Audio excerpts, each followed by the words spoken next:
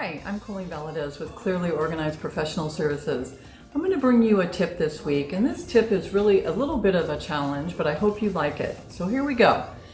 If you spent one day, maybe even 2 days, watching yourself move about your home, your office, and your car, and you just became your own watcher of yourself, you would learn a great deal about your organizing style and what you could do to improve it.